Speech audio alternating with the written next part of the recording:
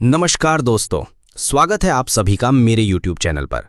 आज का टॉपिक है ऐसा जो हर उस व्यक्ति के मन में सवाल पैदा करता है जो चेक से लेन देन करता है। बैंक में चेक कितने दिन में क्लियर होता है? जी हाँ, कभी कभी हमें चेक मिलता है, हम उसे बैंक में जमा करते हैं, लेकिन फिर इंतजार शुरू हो जाता है। कब आएंगे पैसे अकाउंट में? कितने दिन लगेंगे? क्या कोई नया नियम आया है? चिंता मत कीजिए, आज मैं आपको इसकी पूरी डिटेल बताऊंगा, पुराने नियम से लेकर 2025 के नए बदलाव तक, सरल भाषा में उदाहरणों के साथ, ताकि आप अगली बार चेक जमा करते समय टेंशन फ्री रहें। इस वीडियो को अंत तक जरूर देखें, क्योंकि आखिर में कुछ ऐसे टिप्स दूंगा जो आपके लिए गेम चेंजर साबित होंगे। दोस्तों, सबसे पहले तो ये समझ लीजिए कि चेक क्लियर होने का मतलब क्या है। जब आप किसी से चेक लेते हैं और उसे अपने बैंक में जमा करते हैं, तो बैंक उस चेक को वेरीफाई करता है। क्या उसमें पैसे हैं, हस्ताक्षर सही हैं, तारीख वैध है, और फिर वो रकम आपके अकाउंट में ट्रांसफर हो जाती है। ये प्रक्रिया पहले काफी लंबी हुआ करती थी, लेकिन अब डिजिटल युग में चीजें तेज हो गई हैं। चलिए स्टेप बाय स्टेप समझते हैं कि 2025 में ये कितने समय में लेता है, क्योंकि जनवरी 2025 से आरबीआई ने एक बड़ा बदलाव किया है। पहले बात करते हैं पुराने सिस्टम की, ताकि आप नए की वैल्यू समझ सकें। पहले चेक क्लियर होने में आमतौर पर 1 से 2 वर्किंग डेज लगते थे, यानी T+1 सिस्टम के तहत।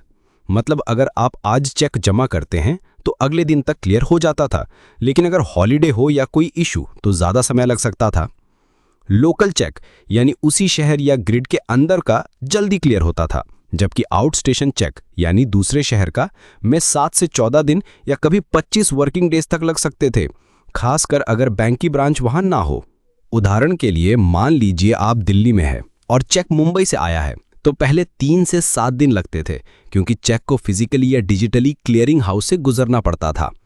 लेकिन दोस्तों, अब 2025 में खेल बदल गया है।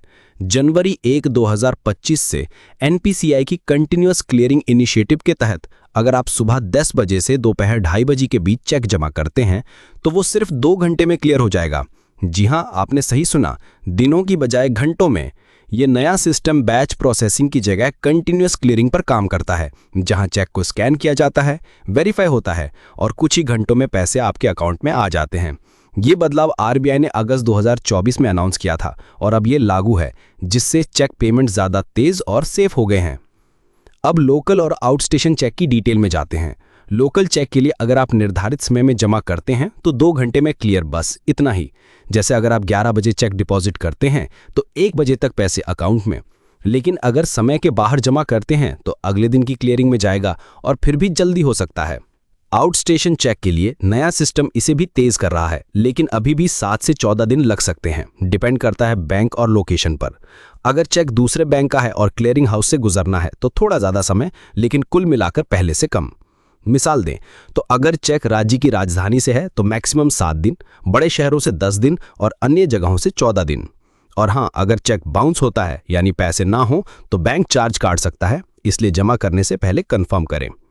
दोस्तों, ये सब सुनकर लग रहा होगा कि अब चेक जमा करना कितना आसान हो गया है, लेकिन कुछ बातों का ध्यान रखना जरूरी है। सबसे पहले तो चेक की वैलिडिटी चेक करें, तारीख 3 महीने से पुरानी ना हो। दूसरा, अगर आप मोबाइल ऐप या एटीएम से जमा कर रहे हैं तो भी नया सिस्टम लागू होता है, लेकिन लिमिट और वेरिफिकेशन चेक करें। तीसरा, हमेशा पर्याप्त बैलेंस रखिए अगर आप चेक इशू कर रहे हैं, क्योंकि अब क्लियरिंग तेज है तो बाउंस का रिस्क ज़्यादा। और अगर कोई डिले होता है तो बैंक से पूछें, कभी कभी हॉलिडे या टेक्निकल इशू से थोड़ा समय लग सकता है। युवा दोस्तों, अगर आप पहली बार कर रहे हैं तो बैंक स्टाफ की मदद ले या ऐप यूज़ करें, ये सब फ्री है। तो दोस्तों, अब आप समझ गए होंगे कि 2025 में बैंक में चेक क्लियर होने में कितना समय लगता है। ज़्यादातर मामलों में घंटों में, ना कि दिनों में। ये बदलाव हमारी बैंकिंग को और स्मार्ट बना रहा है और आपको फास्ट पेमेंट्स का फायदा दे रहा है। मुझे उम्मीद है कि इस वीडियो से आपको काफ़ी मदद मिली होगी। अगर कोई डाउट है, जैसे स्पेसिफिक बैंक का नियम या कोई उदाहरण, तो कमेंट्स में पूछिए, मैं जवाब दूंगा। इस वीडियो को लाइक करें, अपने उन दोस्तों के साथ शेयर करें जो चेक से डील करते हैं, और चैनल को सब्सक्राइब करना मत भूलिएगा। बेल आइकन दबाकर नोटिफिकेशंस ऑन कर लीजिए ताकि अगला बैंकिंग टिप्स वाला वीडियो मिस ना हो। मिलते हैं अगली वीडियो में एक और उपयोगी टॉपिक के साथ। धन्यवाद। बैंकिंग को तेज और आसान बनाते रहिए।